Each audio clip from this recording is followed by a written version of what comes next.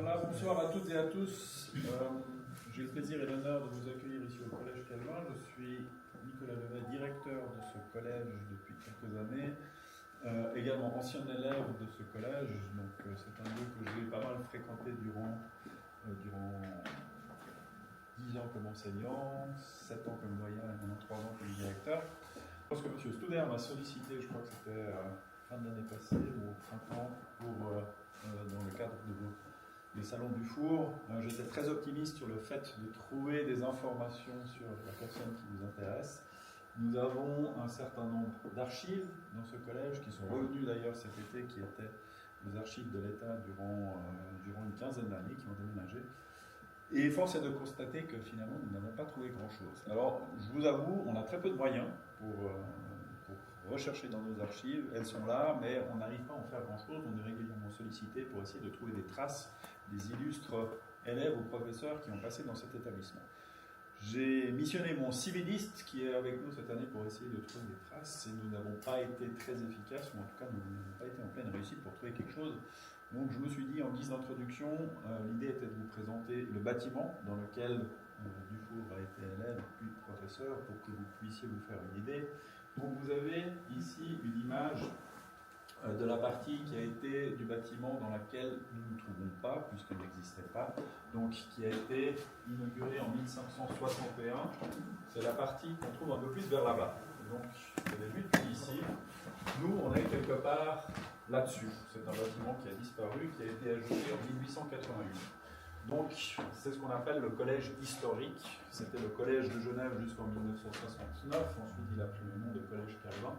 Et c'était le collège de Genève qui a été le lieu d'études pour tous très longtemps les hommes genevois qui se lançaient dans les études gymnasiales. Vous avez ici, pour celles et ceux qui ont passé par la cour ou qui ont l'habitude d'y passer, le grand escalier sous lequel se trouve actuellement la salle des maîtres. Ce n'était bien évidemment pas toujours le cas, avec les arbres qui ont été aussi changés depuis mais qui grandissent chaque année. C'est ce qu'on appelle vraiment le bâtiment historique. Cette partie-là à droite, inaugurée en 1559, l'autre en 1561, qui a été pendant très longtemps le cœur du collège. Donc ça c'est encore une image qui représente probablement l'image la plus proche qui date de 1830, donc la plus proche de celle qu'a connue Dufour lorsqu'il était dans ses murs. Donc c'est le dessin, c'est tous les dessins que je vous montre là, ils sont tirés de ce livre, le Collège Calvin, Histoire d'une architecture, dont je vous mettrai à disposition si ça vous intéresse tout à l'heure. Donc ça c'est vous voyez la date en bas 1830, donc une image qui est référencée à cette date, la plus proche que j'ai trouvée là-dedans par rapport aux dates qui nous intéressent. Le bâtiment dans lequel nous nous trouvons actuellement, il a été construit en 1888, donc il y a 170 ans à peu près. La partie historique, elle va jusqu'à la Rigole, à peu près. Nous, on se trouve actuellement ici, en haut. Donc cette partie n'existait pas lorsque Dufour était en ses murs, lorsque tous les premiers élèves qui ont fréquenté le collège de Genève étaient dans ses murs. Donc c'est une partie qui a été ajoutée par la suite pour faire face aux besoins grandissants. Et pendant très longtemps, le collège de Genève n'était composé que de ces deux bâtiments que nous avons là. Si une fois vous venez de jour, vous n'allez pas pouvoir le voir en sortant, lorsqu'on regarde la toiture, on voit une petite bosse, l'endroit où ça a été rajouté. Et tout à l'heure, lorsque nous irons prendre l'apéritif dans les combles du collège, vous verrez aussi qu'il y a la partie historique d'un côté. Alors elle a été refaite sous forme de musée, c'est pas vraiment comme ça que c'était à l'époque, vous pourrez vous y intéresser. Et vous verrez que les fenêtres qu'on avait aussi tout à l'heure sur le côté sont bien maintenues, donc c'est encore un étage au-dessus par rapport à la salle dont nous nous trouvons. Nous irons prendre l'apéritif tout à l'heure.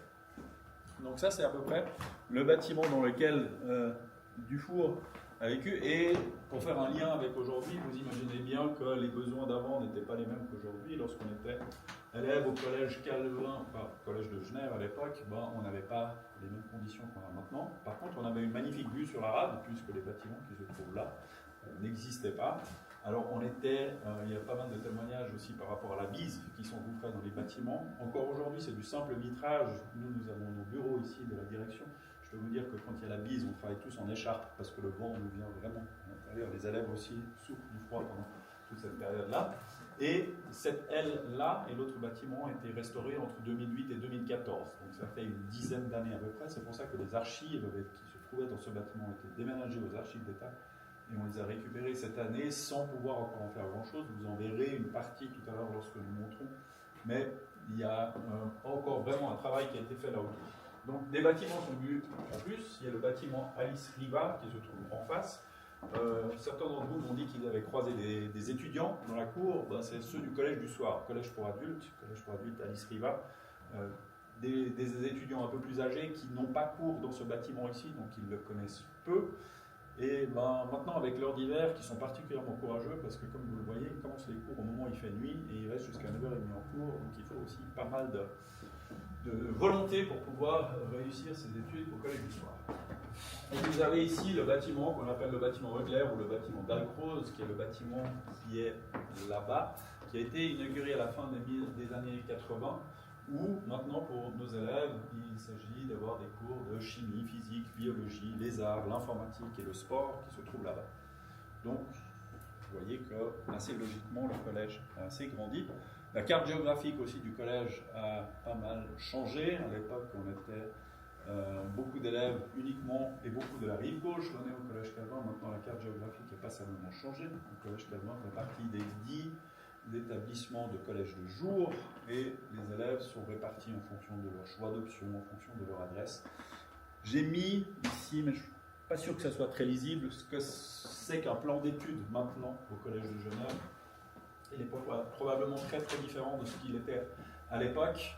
Qui plus est, je vous montre ce document-là qui ne va pas vous dire grand-chose, mais vous avez toutes les disciplines qui sont les disciplines duelles, qui sont en haut, français, allemand, anglais, les maths, italien, et plus différentes options.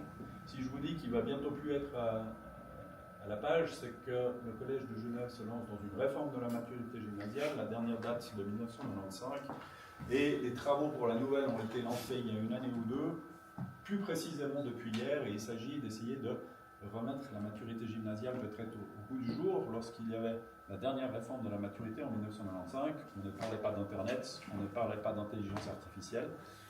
On a tendance à dire qu'à l'époque, on transmettait plutôt des connaissances et que maintenant, il faut transmettre à nos étudiants des compétences. C'est un défi complètement différent. Ils ont besoin de cliquer 3 fois pour avoir accès à toutes ces connaissances.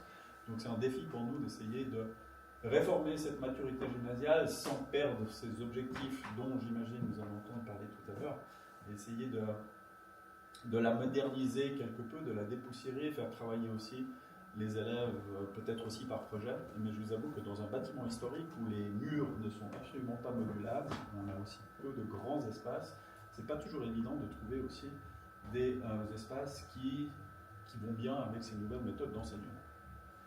Donc, on a actuellement 860 élèves qui viennent quotidiennement ici. On a aussi des élèves de l'école de culture générale et la Maya qui se trouvent à la rue d'Italie, une centaine qui viennent chaque jour. Donc, on a à peu près 1000 élèves entre 15 et 19 ans qui viennent chaque jour ici, qui sont encadrés par une 110 enseignants tout au long de la semaine. Bien évidemment, des enseignants qui sont là pour beaucoup d'heures, pour un peu moins d'heures. Et également, le soir, les élèves du collège pour adultes Alice Riva qui viennent ici, il y en a à peu près 500 également. Donc c'est un site qui fonctionne au niveau de l'enseignement de 8h le matin jusqu'à 21h30 le soir, plus le samedi matin, donc véritablement. Un échange de savoir qui a lieu quotidiennement et de tôt le matin jusqu'à tard le soir sur ce site. J'en ai fini en guise d'introduction, comme ça vous verrez peut-être plus précisément quand on montrera en haut la partie historique, vraiment une partie qui est même un peu dans son jus, vous allez le voir, avec une électricité qui n'est pas encore tout à fait finie, mais nous irons voir ceci tout à l'heure.